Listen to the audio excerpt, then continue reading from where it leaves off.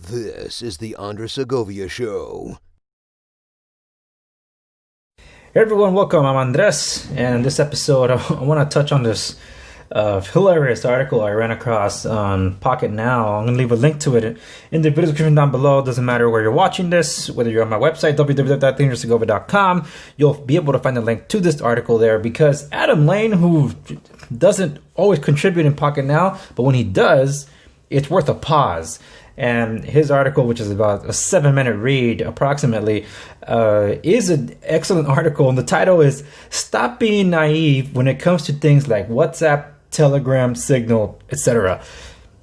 In order to explain to you what he's actually getting at, here's a clip from a show that gave us a cautionary tale about Walmart in relations to all this. Check it out.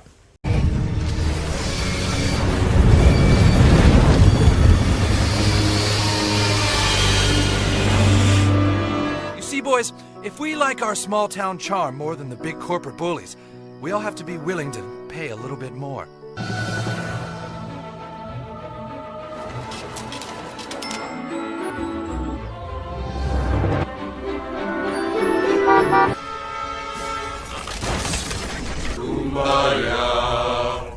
All right, let's not make that mistake again. Yeah, let's go shop over at True Value. Let's go!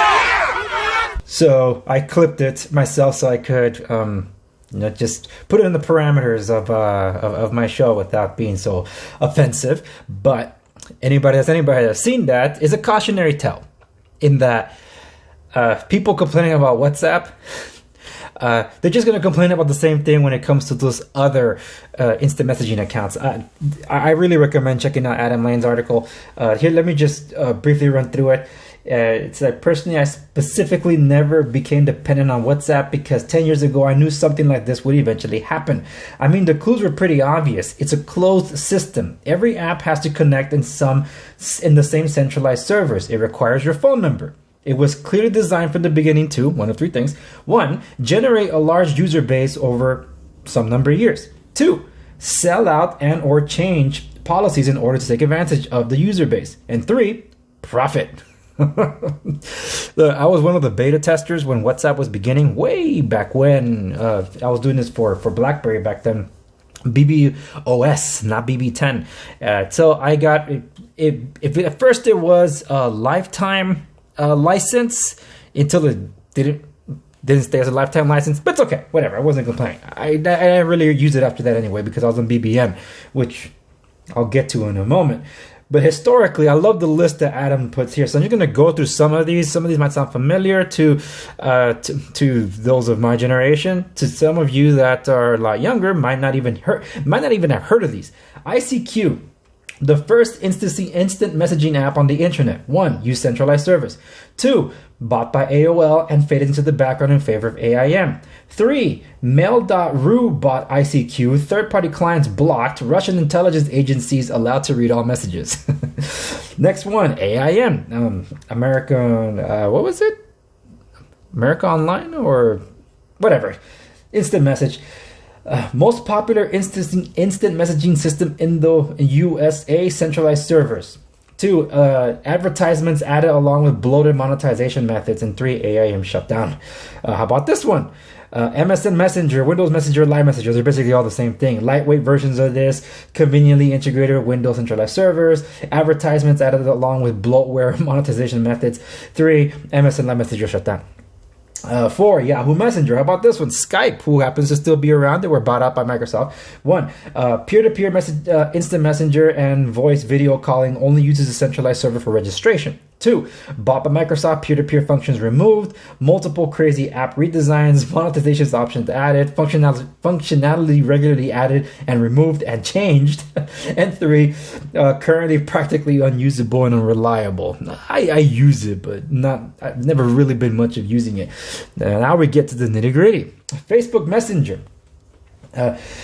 Conveniently integrated with Facebook apps, uses standard XMPP tech, allows third-party apps and integrations, centralized servers. 2, XMPP standard removed, third-party app integrations removed, Facebook app integration removed, separate Facebook Messenger app required, mobile web browser access to messages blocked.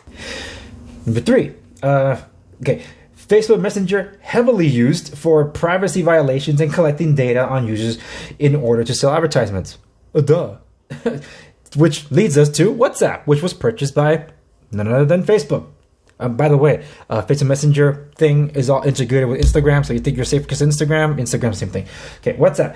Instant messaging that matches your phone number with phone numbers in other people's phones in order to easily connect. Use centralized servers, promises of respect for privacy, no third-party apps. Number 2, WhatsApp bought by Facebook, apps not maintained for all platforms, removed from some platforms. 3, Facebook changes policy and start using WhatsApp user base to sell advertising. Duh. And this is good. Anything Google. He didn't want to make the list of it. I don't blame him. Random new chat app, centralized servers. 2, nobody uses it. 3, Google shuts it down. Do you sense a pattern in all this stuff? Look, in all this, there's still Telegram. There's still Signal out there. And I mentioned this on my communities tab, so if you haven't checked that out, I put, for those of you on YouTube that subscribe to YouTube, I do take advantage of the community stuff to either post up a poll or just give a status update or link to some other stuff, and occasionally put pictures. I did put one up about this little fella. Okay, I mean, there's nobody in here, but yes, if you can see it, is a BlackBerry Messenger Enterprise. BlackBerry Messenger Enterprise, just like it was when I was in BBM, I don't have any contacts on it. And although this license is for 1 year for free, after that they charge, I think it's semi-annually, $249 for 6 months. People don't want to pay for this. And there's still things in here, but then they'll be the first to complain about privacy when these companies that give their stuff for free are actually in the background selling their data. And they're like, oh, but I don't want to pay for the BlackBerry app. But BlackBerry's not selling your data. At least as far as we know, right? So you can't have your cake and eat it too. You want to support private messaging. BBM's been a standout for corporations and government officials for some time. So I reserved mine just because, BBM Consumer was removed, and I ported over my BlackBerry ID to BBM Enterprise because it was opened up for individuals, not just corporations anymore.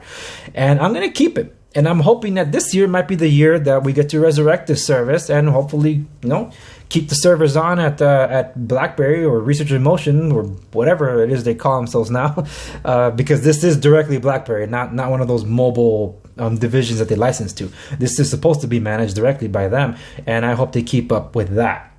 With that being said, I am doing an episode about privacy and security. I'm going to do several installments, and if you want to see want to hear my thoughts as to why I'm going to be approaching that, then I recommend that you check out Off the Record for an upcoming episode where I'll discuss just that. Here's the teaser that I'm going to drop on that. This thing is coming up sometime. This video is being posted later in January. But for those, doesn't matter what side of the political aisle you're on, you should all have been concerned about what happened with big tech with respects to doxing, silencing, censorship. I've been complaining about that on my channel for some time. Even my channel, along with other independent content creators here on YouTube, were also affected by the Vox apocalypse. We're just caught in the crossfire, collateral damage, whatever. And people that got scared of what happened with big tech, that wasn't the government. It was big tech. And that comes to show you just how much power they actually have, where it's even more powerful than governments around this world, with the exception of China, because they didn't allow them there.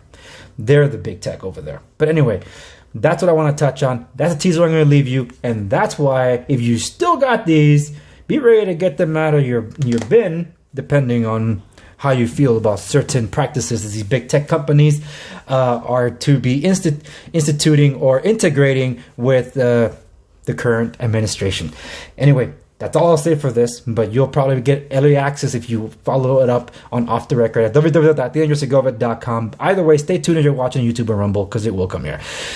Thank you so much for watching this episode of The Andrew Segovia Show. Remember to like, share, subscribe, stay to know wherever it is that you're consuming my content. And as always, I'll see you on the next one.